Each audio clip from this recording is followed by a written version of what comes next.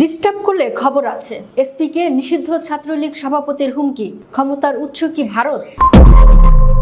মিছিলে বাধা দিলে পুলিশকে চাপে ফেলার হুমকি দিয়ে ফেসবুকে একটি পোস্ট করেছেন গাজীপুর জেলার ছাত্রলীগের সভাপতি সুলতান মোহাম্মদ সিরাজুল ইসলাম। মহানগর পুলিশ কমিশনার ও পুলিশ সুপারকে উদ্দেশ্য করে দেওয়া ওই পোস্টটি খুব দ্রুতই সামাজিক যোগাযোগ মাধ্যমে ছড়িয়ে পড়ে। রোববার রাত 9:30টার দিকে সুলতান মোহাম্মদ সিরাজুল ইসলাম তার ব্যক্তিগত ভেরিফাইড ফেসবুক আইডিতে পোস্টটি করেন। পোস্টে সিরাজুল ইসলাম লিখেন, মাননীয় পুলিশ কমিশনার, পুলিশ সুপার, মিছিল করেছি, কাউকে হত্যা করি নাই, রাষ্ট্রের কোনো ক্ষতিও করি নাই। পুলিশ যদি ডিস্টার্ব করেন আমার নেতা কর্মীদের, তাহলে আপনাদেরকেও চাপে ফেলার কৌশল আমি জানি। পোস্টে আরও লেখা হয়, সকল থানার সামনে মিছিল করব, আর আমার সম্পর্কে ধারণা আছে, আমি যা বলি তা করি। পোস্টের শেষে সুলতান মোহাম্মদ সিরাজুল ইসলাম, সভাপতি, গাজীপুর জেলা ছাত্রলীগ পরিচয় উল্লেখ করা হয়।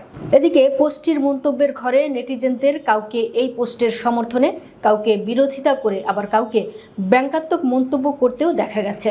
উল্লেখ্য, গাজীপুর মহানগরের ন্যাশনাল পার্ক এলাকায় নিষিদ্ধ ঘোষিত ছাত্রলীগের ব্যানারে করা একটি ঝটিকা মিছিলের ভিডিও সামাজিক যোগাযোগ মাধ্যমে ভাইরাল হয়েছে।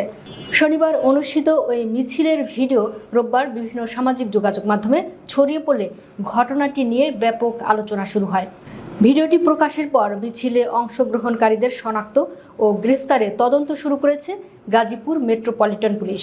ভাইরাল হওয়া ভিডিওতে বহন করা ব্যানারে সুলতান মোহাম্মদ সিরাজুল ইসলাম, সভাপতি, গাজীপুর জেলা ছাত্রলীগ লেখা দেখা যায়।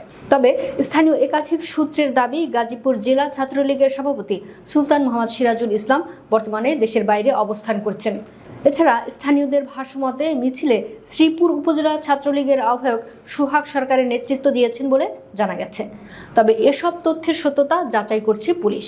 গাজীপুর সদর মেট্রো থানার ওসি মোহাম্মদ আমিনুল ইসলাম বলেন, মিছিলের ভিডিও আমাদের নজরে এসেছে।